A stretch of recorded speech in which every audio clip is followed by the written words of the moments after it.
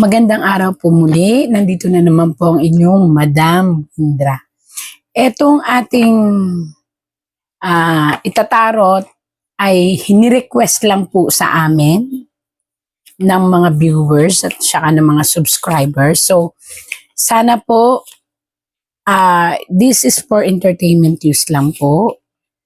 Huwag naman po sana magagalit again and again. Pinauunawa ko po sa inyo. Ang aking pagbabasa ay depende po sa tarot. Ang mga tao na aking itatarot ay hindi ko kilala at hindi ko sila nakakausap. At ito ay dumidepende lang ako sa sinasabi ng tarot. Kaya kung ano man po ang masabi kong hindi maganda, pakitapon na po. Yung maganda ating tanggapin at nawa po ay maunawaan nyo na ito ay for entertainment use. Ito ay isang pagbabasa ng tarot. Ang tarot pong ito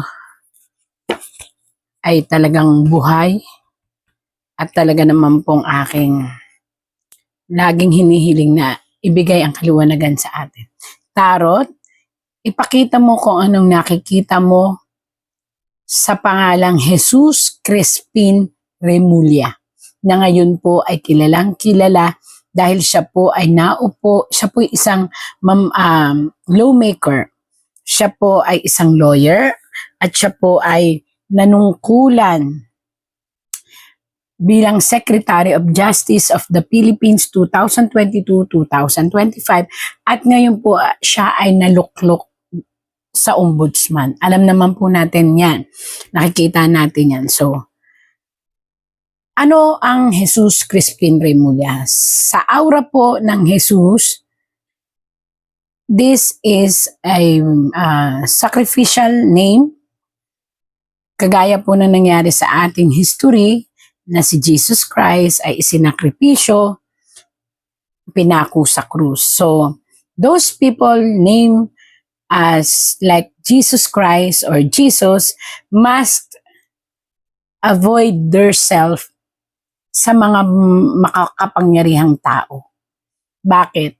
Because maybe history repeat itself. Maaring nung kung panahon ni Jesus, siya isinakripisyo, maaring sa mga susunod na henerasyon ng mga makakagamit ng pangalan nito, ay magkaroon din ng sacrifice event. Depende yon sa aura ng tao, ha? Depende po sa aura ng tao. Ang binabasa ko po ngayon ay the name Jesus. And Crispin. Actually, Crispin is para siyang mapang-inganyo. Isang Jesus, pag sinama mo sa Crispin, na ang Crispin po ay para siyang isang mapang-inganyo na matunog na pangalan. Yan. Remulla means, more on politics talaga po ang mga Remulla. Yan po ay to the generation na. So ngayon, siya po ay 64 years old. Tingnan natin kung ano nakikita natin sa tarot. Again and again, ito po ay, umpisa pa lang po, binasa ko kung anong ibig sabihin ng kanyang pangalan. So kung ako po sana ang masusunod, magpakaingat po si Sir Jesus Crispin Remulla. Kasi bakit? Sacrificial name. So maybe maaari na dumating ang panahon sa anumang sitwasyon kinakailangan gagamitin ni Sir Jesus Crispin Remulla ang kanyang puso sa pagdidesisyon. Bakit? Naka-curse po sa pangalan niya ang Jesus. Curse, it means yun po ay pangalan pa kahit yung ating kay Jesus Christ. Means sacrificial. Ha? Yun po yun. Pero hindi ko po sinasabing siya. Kumbaga nandun sa name. Binabasa ko po ay ang nakikita ko bilang isang feng shui and psychic and nakakaunawa ng numero ng pangalan. So ito na po tayo. Tanggalin ko po ang aking tablet. Dito ko po kinuha ang kanyang pangalan. Basa na po tayo. Ayan. Ipakita mo sa akin, Tarot, kung anong nakikita mo kay Jesus. Crispin Remulla. Ay gosh, sa totoo lang po, baliktad po ang nakikita natin. Sa totoo lang po, si Jesus Crispin Remulla, medyo ganon ang desisyon niya tungkol sa paglipat niya sa ombudsman. Although, talaga po na gusto niya. Bakit sinabi kong gusto niya? Meron po siyang tungkod. Ayan po. Yan, may tungkod. It means, yun ay inaspired niya, ginusto niya. Kaya lang po, nakita niyo yan, 1, 2, 3, 4, 5, 6. Maraming mga tao na para bang kinakailangan niyang palitan or utang na loob na kinakailangan niyang ibalik dito sa mga taong ito. 1, 2, 3, 4, 5, 6, 7. 7 mga nilalang na tao na mayayaman, makakapangyarihan. Isa ang pinakamatindi na parang nag-appoint sa kanya or parang nagsabi sa kanya na dito ka. So parang actually na masaya siya dahil nakaupo siya, pero ang dami niyang iniisip na mga tao na maaaring makaapekto ng kanyang pagdidesisyon. So malungkot din siya. Bakit siya malungkot? Kasi etong mga taong ito ay kinakailangan niyang, ito po ay ayon sa tarot kung ini-explain, o yan, nakabaliktad siya, although nakuha niya ang kanyang minimithing pag-upo sa ombudsman, ang dami namang nakapalibot sa kanya na mayayaman, na may mga pangalan na talagang na kinakailangan niyang balikan or pagsilbihan. Yan po yun. Yan lang po. Kailangan niyang pagsilbihan o balikan. Kung ano man po yung napag-usapan nila, kung ano man po yun. Hindi po tinakil dito ng tarot. Ang sinabi lang dito, nalilito siya, naguguluhan siya dahil ang daming ano sa kanya, parang kumbaga sa mga tutube, ay ano ba yan, mga bubuyog na kinakailangan niyang balikan ng utang na loob sa pag-upo niya dito sa posisyon na gusto niya. Kaya malungkot din siya. Hindi ko alam ba't siya malungkot. Malungkot siya kasi maraming umaapekto sa isipan niya na, ayan kaya po may red flag ang kanyang isip na sinasabi at naririnig niya na nakuha niya ang posisyon. Nakita niyo yan? Nakuha raw niya ang posisyon. Pero may dugo. Ibig sabihin ng may dugo, hindi ibig sabihin patayan po yun Nakasuot po yun sa kanyang katawan. So ang ibig sabihin nun, may naririnig siya na negatibong balita pula na nagpapainit ng dugo niya, nagpapainit ng kanyang sensasyon, galit, na parang nakuha lang daw niya ang kanyang posisyon na yon dahil, nakita niyo yon sa pagtakbo niya, pagtakbo, at pagsunod dito, ito sa mga punong ito. Itong punong ito ay maliit. Ibig sabihin, kaya maliit, siya ang naka-front. Itong punong ito ito ang nagbigay sa kanya ng sitwasyon para makaupo. Ayan, nakaupo nga siya, di ba? Ito yung kanyang posisyon. Kaya lang ang posisyon niya puti. So, ang nakikita dito ng tarot, darating ang oras, ang taong bayan ay ku-questionin siya. Kaya ihanda niya po ang sarili niya kasi yung puting ito, kaya ang kulay pula po ay nakadikit sa kanyang katawan. Ibig sabihin at hindi nadudungisan yung kanyang upuan. Ibig sabihin po nito, kailangang mag-isip siya. Gamitin niya ang puso niya at ang isip niya. Kailangan sa tama ang ilaban niya upang hindi madungisan ang kanyang upuan. At dumating ang time na ito po yun, ito. Itong mga taong nagluklok sa kanya ay isakripisyo din lang siya.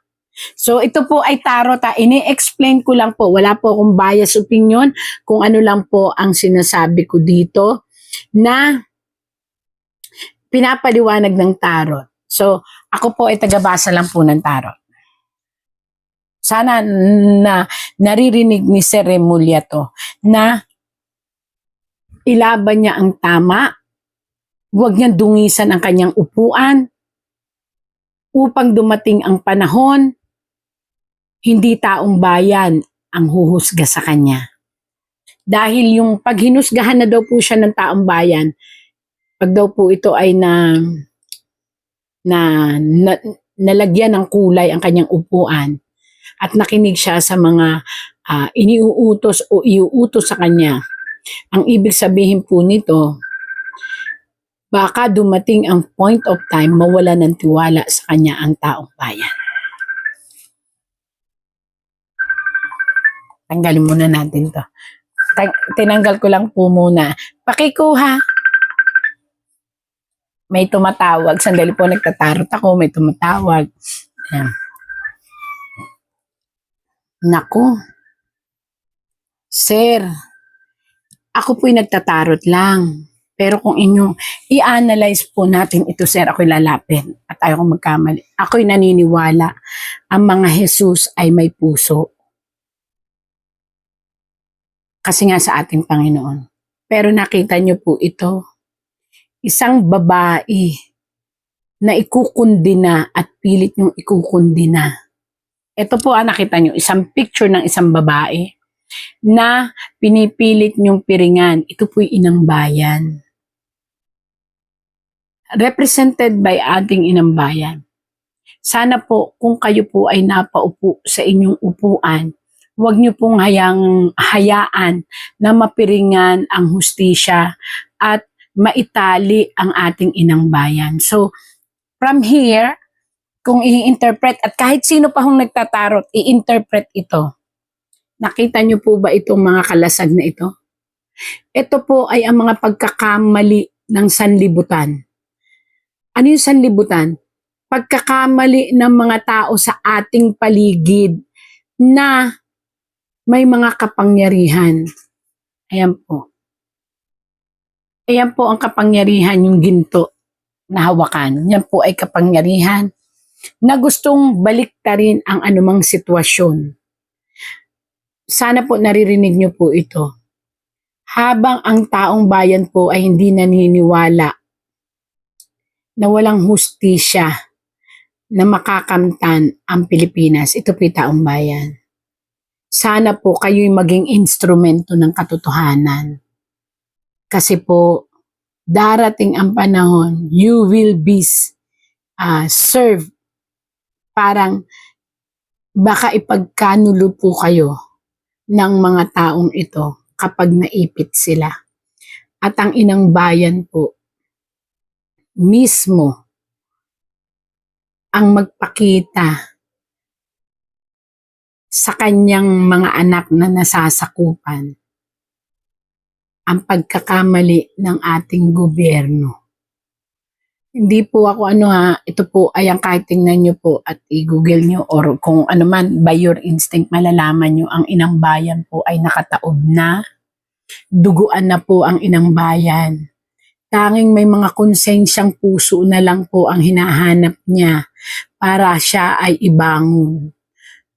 Ayan po, napiringan na po ang hustisya, kaya po may piring ang hustisya. Sana po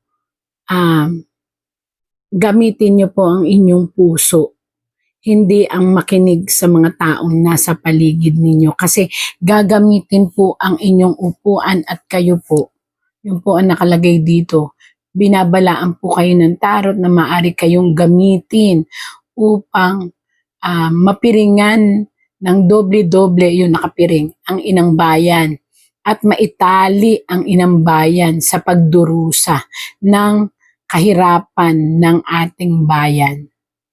Yan po.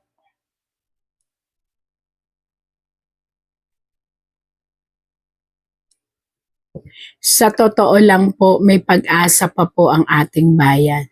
Basta ipakita nyo po sa sambayan ng Pilipino. Ayan po kayo humaharap para kayong leader. Sa kayong leader. Pero nakabaliktad po kayo ngayon. Ibig sabihin po, pinag-iisipan yung mabuti ang mga hakbangin ninyo. Pero hinihiling po ng tarot at hinihiling, ito po'y totoong, mahirap pong ipaliwanag paano ko ito nababasa. Ito po'y may something miraculous or something. Hinihiling po ng tarot, ito, or ng universe, na pilitin po ninyo, huwag kayong magpadala sa anumang hakbangin ng mga taong pangsarili lang.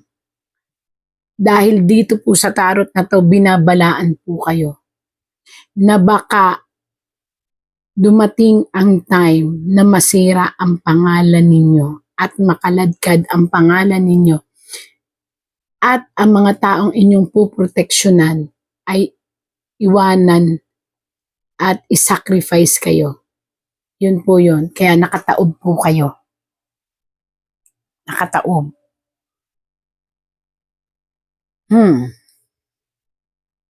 Nakita nyo po ba to? It's time for you to think. Sino talaga ang kakampihan mo? Ang administrasyon na may itim na pusa. Ayan po, dilaw may itim na pusa. O ilabas nyo ang katotohanan sa pamamaraang puso at konsensya ang gagamitin. Hindi po ako against sa government, hindi po ako against or para kahit kanino. Ang tinatarot ko po ay yung dapat daw pong mangyari at gawin.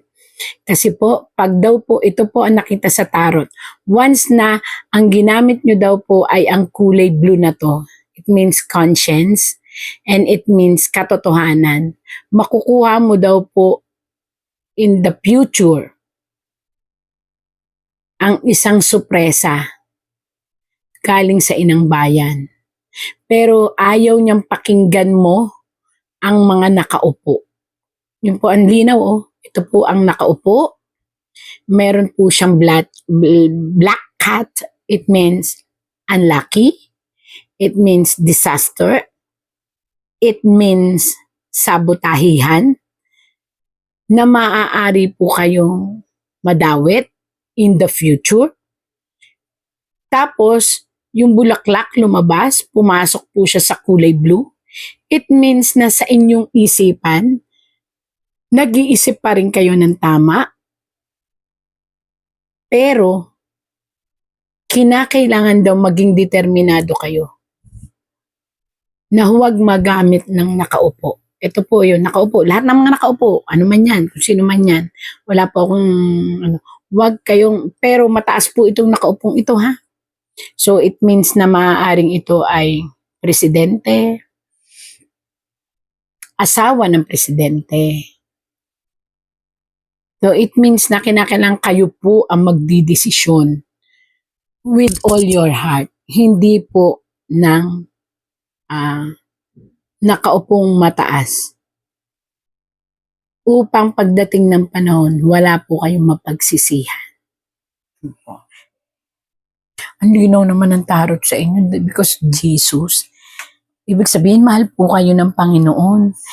Ang kailangan nyo na lang pong gawin ay ang magpakatotoo na huwag kayong gamitin para idiin ang mga taong hindi dapat. At magagalit ang universe. It means mahirap kalaban po ang universe. Kasi ang universe, siya yung absolute power given by God.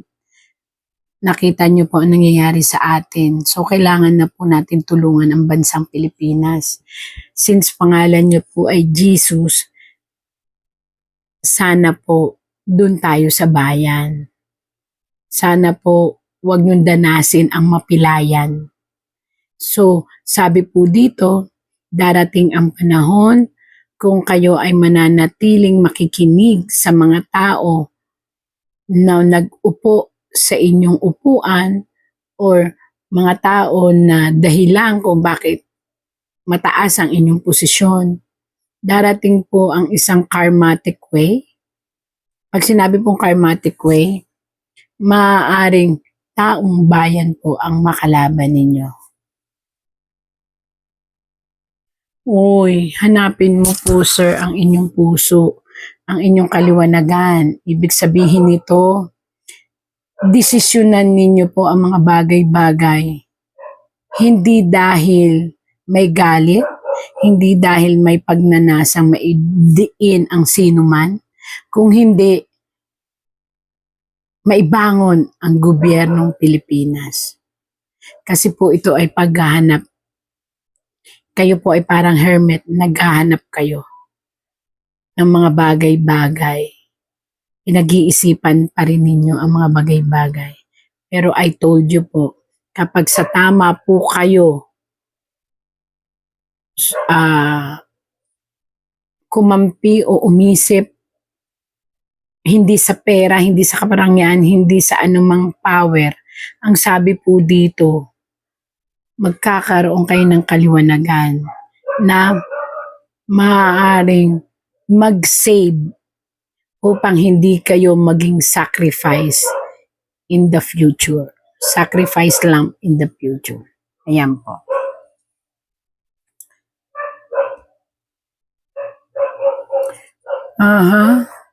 Ito po ay isang taong bayang pagdidesisyon. Ibig sabihin, daranas po kayo ng napakaraming batikos. Kung may mapupuna ang taong bayan sa inyo, ayan, dadanas kayo ng napakaraming batikos. Kung may mapupuna ang taong bayan, ito po yun. Yan ako, yun. May mga nakatumbang. Ayun, may mga nakatumbang cup. Ibig sabihin po nito, kailangan nyo talaga magdesisyon kung saan talaga kayo kakampi. Sa tama ba o sa mali? Yun lang ho. Kasi darating ang time, isang malaking unos ang parating po na taong bayan ang magdidesisyon kung kayo ay irirespeto o kayo ay papalitan. At kahit po sino ang nasa likuran, ito po may dalawang taong nasa likuran ninyo na nagpapatibay. Yan po. Ayan pong cup na yan ay mayayaman. Ibig sabihin mayaman. Ayan, may titulo. Yan, mayaman. Nasa likuran nyo po sila. Ibig sabihin nito, sila rin po ang magiging dahilan ng inyong kabiguan dating ng panahon. Kaya yun po ang tarot ninyo. Inyo po sanang pag-isipan. Ako po ay tagabasa lang, pero kung tutuusin po natin, ang tarot ay nagbibigay din po ng magandang halimbawa. At naniniwala po ako sa pangalang Jesus na kahit anong mangyari, sana maisip po natin na tayo ay nagsisilbi sa taong bayan at hindi sa mga taong naging ating tungtungan. Ayan. May isang botohang magaganap kung talagang kayo mag-i-stay or hindi sa pagiging ombudsman. At may mga taong talagang mag-aaklas upang kayo po ay mapalitan sa ombudsman. Kung sakaling dumating po ang panahon na yon, mas mabuti pong iparamdam nyo sa taong bayan, ito po yun, na kayo ay kakampi ng mga tao upang hindi po nyo maranas yung ganitong sakripisyo. Ito po ay kahihiyan at kalungkutan sa parte ng inyong pamilya at sa parte mo. Salamat po. At sa nangyayari pong ito sa ating gobyerno, mag-ingat po. Meron po akong babasahin. Ay, naku po. Mag-ingat po muli. Parating po ang mga tubig, baha, at lindol. Sa ilalim ulit ng dagat, ayun po kaya nakabaliktad. Pagbaha po sa iba't ibang parte ng Pilipinas at may papatak tayo na meteor. Nangyari na po yung dating sinabi ko, meron na naman pong papatak na meteor. at magkakaroon tayo ng pagsasanib ng araw at ng buwan. Ayan. Ang pagputok ng bulkan, mananatili po on and off. Pero tandaan nyo po, huwag matakot. Huwag po kayo matatakot dahil mahal tayo ng Pilipinas ay mahal ng Panginoon.